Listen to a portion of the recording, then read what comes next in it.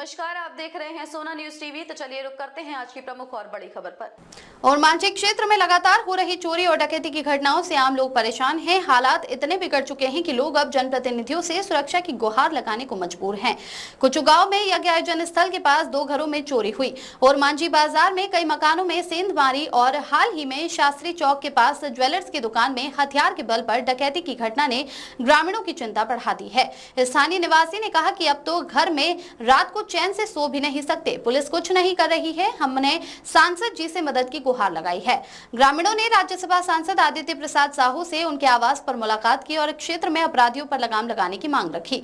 सांसद ने मामले की गंभीरता को समझते हुए तुरंत रांची के सीनियर एसपी को फोन पर निर्देश दिए कि जल्द से जल्द डकैती में शामिल अपराधियों को गिरफ्तार किया जाए। सांसद आदित्य प्रसाद साहू ने कहा कि मैंने एसएसपी से बात की है, अपराधियों की गिरफ्तारी हो और क्षेत्र में सुरक्षा सुनिश्चित हो, यह हमारी प्राथमिकता है। ग्रामीणों को अब उम्मीद है कि सांसद के हस्तक्षेप के बाद पुलिस प्रशासन एक्शन में आएगा और इलाके में कानून व्यवस्था बहाल होगी। फिलहाल पुलिस हर एंगल से मामले की जांच में जुट गई है। देखना होगा कि क्या आने वाले दिनों में अपराधियों की गिरफ्तारी होती है और ग्रामीणों को राहत मिलती है या नहीं। सोना न्यूज के लिए और मांझी से अमिताभ के साथ कुलदीप की रिपोर्ट। इसको एक बार विस्तार पूर्वक आप बता दीजिए।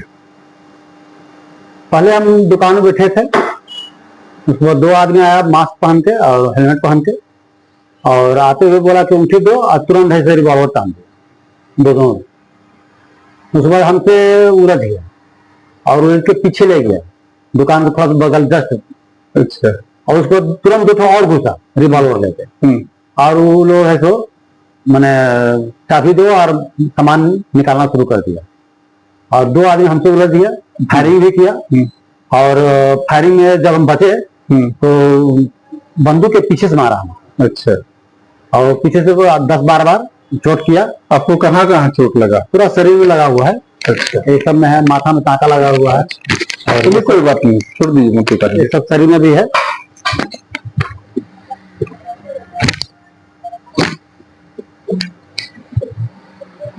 ये डकैती होने के बाद पूरा मारा है। अच्छा।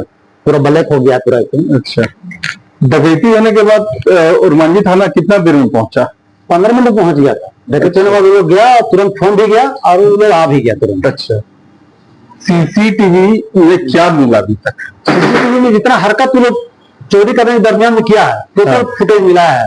हाँ। आपको किसी पर शक है? नहीं, हमरा तो ऐसा कोई शक नहीं है किसी का। आप उरमांझी थाना गए थे? नहीं, थाना में नहीं गए। तो फोन पे तो बात हुआ होगा? हाँ, फोन में बात अभी भी हो रही है और उस समय भी होते हैं, तो कार्रवाई में लगे हुए हैं। हाँ, अभी तक कुछ भी नहीं हुआ है? हुआ नहीं है। जिस हिसाब से होना चाहिए उस हिसाब से आप संतुष्ट नहीं है? संतुष्ट नहीं, इतना देर में तो हो जाना चाहिए।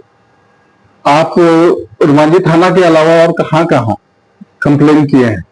और हम कहीं कंप्लेन नहीं किए हैं। एसपी साहब खुद आए थे। अच्छा। और सारा पदाधिकारी आए सब यहाँ पर, जो फिंगरप्रिंट्स लेने वाले, वीडियो लेने वाले सब आके और आके लेके गए हैं। अच्छा। कोई नेता मंत्री वगैरह के पास भी गए थे क्या? हाँ, नहीं, हम गए हैं। हाँ, किनके पास? आदित्य साहब पास गए थे। अच्छा। तो वो क्या बोले? वो एसएसपी को आश्वासन क्या दिया? आश्वासन दिए कि काम हो रहा है आपका। हाँ। तुरंत एसएसपी को रिपोर्ट किए कि इसको थोड़ा कीजिए। हाँ। मुझसे थोड़ा इसको पकड़िए और उसको माल वापस करवाइए। अच्छा। उस दिन उरमांझी थाना के अलावा और कोई आए थे ऊपर के पोस्ट के? हाँ, एसपी साहब आए थे। एसपी साहब आए थे। हाँ। ग्रामीण एसपी या एसपी साहब? वो तो पूरा पहचान नहीं पाए हैं। अच्छा। एसएसपी साहब आए थे। आपको कितना का लॉस हुआ? वही 12 से 15 लाख का लॉस हुआ। 12 से 15 लाख। इंश्योरेंस नहीं था ना? इंश्योरेंस नहीं। अच्छा, चलिए ठीक है। क्या नाम है आपका? अभी भी मोबाइल का रिंग हो रहा है, मगर मोबाइल भी आपका चोरी हो गया? 3 मोबाइल साथ साथ ले गया। अच्छा। उसमें एक मोबाइल का अभी भी रिंग हो रहा है, अभी तक मोबाइल नहीं मिल पाया। हाँ, रिंग हो रहा है तो लोकेशन तो हो जाना चाहिए। तो कोई करने वाला है कि नहीं है, कैसे करें? हाँ, चलिए। अभी तो मोबाइल मिल जाना चाहिए। चलिए, मुस्तैद रहे तब तो। चलिए, बहुत बहुत धन्यवाद। मेरा नाम बालेश्वर महतो है। उस दिन जब डकैती हुआ था उस समय कितने लोग आए थे? उस समय 4 व्यक्ति आए थे। मास्क आने के बाद कैसे हुआ? कस्टमर के रूप में आए थे और बोले अंगूठी दिखाओ, तो हम बाथरूम तरफ थे तो बुलाए तो हम आए, तो हमको भी दबोच लिया गया पिस्तौल के नोक पर। और उसके बाद बैठो बैठो बोला, चाबी भी मांग रहा था, चाबी तो नहीं था तो नहीं दिए चाबी लॉकर का। तो फिर अंदर ले गए, उधर थोड़ा मारपीट होने लगे और एक गोली फायर भी किए थे एक बार।